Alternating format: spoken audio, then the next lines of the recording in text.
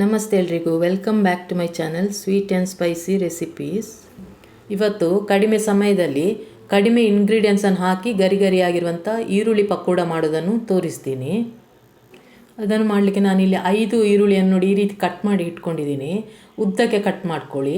ನೋಡಿ ಇಷ್ಟು ದಪ್ಪ ಇರಬೇಕು, ತೀರ ತೆಳುವಾಗಿ ಮಾಡಬಾರ್ದು, ತೀರ ದಪ್ಪ ಮಾಡಬಾರ್ದು. ನಂತರ ನೋಡಿ ಈ ರೀತಿ ಅದನ್ನು ಕೈಯಿಂದ ಬಿಡಿಸ್ಕೊಳ್ಬೇಕು. ಇದರಿಂದ ನಾವು ಹಾಕಿರುವಂಥ ಮಸಾಲ ಎಲ್ಲ ಈರುಳ್ಳಿಗೂ ಚೆನ್ನಾಗಿ ಹೀರ್ಕೊಳ್ಳುತ್ತೆ. ನೋಡಿ ಪೂರ್ತಿಯಾಗಿ ಬಿಡಿಸ್ಕೊಂಡಿದ್ದೀನಿ. ಇದಕ್ಕೀಗ ಮಸಾಲ ಸೇರಿಸೋಕ್ಕಿಂತ ಮುಂಚೆ ನಾನಿಲ್ಲಿ ಎಣ್ಣೆ ಕಾಯಲಿಕ್ಕೆ ಇಟ್ಕೊಂಡಿದ್ದೀನಿ. ನೋಡಿ ಎಣ್ಣೆ ಕಾಯುವಷ್ಟರಲ್ಲಿ ನಾನಿಲ್ಲಿ ಈರುಳ್ಳಿಗೆ 2 ಹಸಿಮೆಣಸನ್ನು ಕಟ್ ಮಾಡಿ ಹಾಕಿದ್ದೀನಿ, ಸ್ವಲ್ಪ ಕರಿಬೇವಿನ ಸೊಪ್ಪು, ನಂತರ 1 ಸ್ಪೂನ್ನಷ್ಟು ನಾನಿಲ್ಲಿ ಚಿಲ್ಲಿ ಪೌಡ್ರ್ ಹಾಕ್ತಾಯಿದ್ದೀನಿ. ನೀವು ಹಸಿಮೆಣಸು ಹಾಕಿಲ್ಲ ಅಂದರೆ 1.5 ಸ್ಪೂನ್ ಸೇರಿಸ್ಕೊಳ್ಳಿ. ನಂತರ ಅರ್ಧ ಸ್ಪೂನ್ನಷ್ಟು ಧನಿಯಾ ಪೌಡರ್, ಒಂದು 1/4 ಸ್ಪೂನ್ನಷ್ಟು ಓಂಕಾಳು, ಸ್ವಲ್ಪ ಚಿಟಿಕೆಯಷ್ಟು ಹಿಂಗು ಸೇರಿಸ್ಕೊಳ್ಳಿ. ನಂತರ ರುಚಿಗೆ ಎಷ್ಟು ಉಪ್ಪು ಬೇಕು ಅಷ್ಟು ಉಪ್ಪನ್ನು ಹಾಕ್ಕೊಂಡು ಕೈಯಲ್ಲೇ ಒಂದು ಸಲ ಚೆನ್ನಾಗಿ ಎಲ್ಲ ಮಿಕ್ಸ್ ಮಾಡ್ಕೊಳ್ಬೇಕು. ನೋಡಿ ಈ ರೀತಿ ಕೈಯಲ್ಲಿ ಕಿವುಚ್ಕೊಂಡೇ ಮಿಕ್ಸ್ ಮಾಡಬೇಕು. ಈರುಳ್ಳಿಯ ನೀರೆಲ್ಲ ಬಿಡೋ ತನಕ ಮಿಕ್ಸ್ ಮಾಡ್ಕೊಳ್ಳಿ. ನೋಡಿ ಪೂರ್ತಿಯಾಗಿ ಮಿಕ್ಸ್ ಮಾಡಿದ ನಂತರ ಇದಕ್ಕೆ ನಾನೀಗ 2 ಸ್ಪೂನ್ನಷ್ಟು ಅಕ್ಕಿ ಹಿಟ್ಟು ಸೇರಿಸ್ಕೊಂಡು ಒಂದು ಸಲ ಚೆನ್ನಾಗಿ ಮಿಕ್ಸ್ ಮಾಡ್ತಾಯಿದ್ದೀನಿ. ಈರುಳ್ಳಿಯಲ್ಲಿ ಬಿಟ್ಟಿರುವಂಥ ನೀರನ್ನೆಲ್ಲ ಈ ಅಕ್ಕಿ ಹಿಟ್ಟು ಚೆನ್ನಾಗಿ ಹೀರ್ಕೊಳ್ಳಿ. ನಂತರ ನಾನಿಲ್ಲಿ 1 ಕಪ್ನಷ್ಟು ಕಡಲೆ ಹಿಟ್ಟು ತೊಗೊಂಡಿದ್ದೀನಿ. ಸ್ವಲ್ಪವೇ ಹಾಕ್ಕೊಂಡು ನೋಡಿಕೊಂಡು ಮಿಕ್ಸ್ ಮಾಡ್ಕೊಳ್ಬೇಕು. ಎಷ್ಟು ಬೇಕಾಗುತ್ತೋ ಅಷ್ಟನ್ನು ನೋಡಿಕೊಂಡು ಮಿಕ್ಸ್ ಮಾಡಿದ್ರಾಯಿತು. ಯಾಕಂದರೆ ನಾವು ಕಡಲೆ ಹಿಟ್ಟು ಮತ್ತು ಅಕ್ಕಿ ಹಿಟ್ಟನ್ನೆಲ್ಲ ಈರುಳ್ಳಿಗಿಂತ ಜಾಸ್ತಿ ಹಾಕ್ಕೊಳ್ಬಾರ್ದು, ಇದರಿಂದ ಈರುಳ್ಳಿ ಪಕೋಡದ ಟೇಸ್ಟ್ ಚೆನ್ನಾಗಿ ಬರಲ್ಲ. ನೋಡಿ ಇನ್ನೂ ಸ್ವಲ್ಪ ಸೇರಿಸ್ಕೊಂಡು ಮಿಕ್ಸ್ ಮಾಡ್ತಾಯಿದ್ದೀನಿ. ನೀವೆಷ್ಟು ಈರುಳ್ಳಿಯಲ್ಲಿ ಮಾಡ್ತೀರೋ ಅದಕ್ಕೆ ಸರಿಯಾಗಿ ನೋಡಿಕೊಂಡು ಕಡಲೆ ಹಿಟ್ಟು ಸೇರಿಸ್ಕೊಂಡು ಮಿಕ್ಸ್ ಮಾಡ್ಕೊಳ್ಳಿ.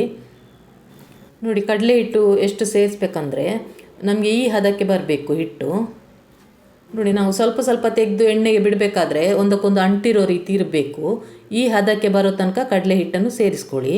ನೋಡಿ ನಾನು 1 ಕಪ್ನಷ್ಟು ಕಡಲೆ ಹಿಟ್ಟು ತೊಗೊಂಡಿದ್ದೆ, ಅದರಲ್ಲಿ ಇಷ್ಟು ಉಳ್ಕೊಂಡಿದೆ. ಇದನ್ನು ನಾವು ಕಲಸಿದ ತಕ್ಷಣವೇ ಎಣ್ಣೆಗೆ ಬಿಡಬೇಕು, ಯಾಕಂದರೆ ಇದು ಬೇಗನೆ ನೀರು ಬಿಟ್ಕೊಡತ್ತೆ.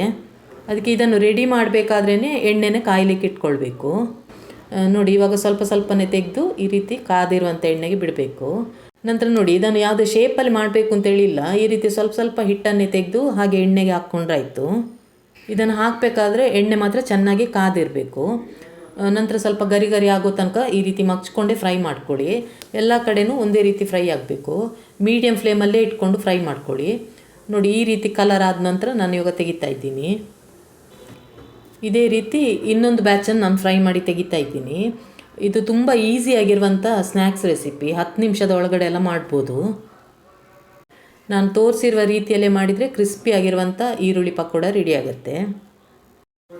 ಯಾರಾದರೂ ನನ್ನ ಚಾನಲನ್ನು ಸಬ್ಸ್ಕ್ರೈಬ್ ಮಾಡದೆ ನೋಡ್ತಾ ಇದ್ದರೆ ದಯವಿಟ್ಟು ಸಬ್ಸ್ಕ್ರೈಬ್ ಮಾಡಿಕೊಂಡು ನೋಡಿ, ಮತ್ತು ಪಕ್ಕದಲ್ಲಿರುವಂಥ ಬೆಲ್ ಐಕನನ್ನು ಕ್ಲಿಕ್ ಮಾಡಿ. ಇದರಿಂದ ನಾನು ಹಾಕಿರುವಂಥ ವಿಡಿಯೋಗಳ ನೋಟಿಫಿಕೇಷನ್ಸ್ ನಿಮಗೆ ಸಿಗುತ್ತೆ. ನೋಡಿ ಕ್ರಿಸ್ಪಿಯಾಗಿರುವಂಥ ಈರುಳ್ಳಿ ಪಕೋಡ ರೆಡಿಯಾಗಿದೆ. ನಿಮಗೆ ಈ ರೆಸಿಪಿ ಇಷ್ಟ ಆಗಿದರೆ ಒಂದು ಲೈಕ್ ಕೊಡೋದನ್ನು ಮರಿಬೇಡಿ. ಸಾಧ್ಯವಾದಷ್ಟು ಎಲ್ಲರ ಜೊತೆ ಶೇರ್ ಮಾಡಿ. ಹೊಸ ರೆಸಿಪಿ ಜೊತೆ ಸಿಗ್ತೀನಿ. Thanks for watching.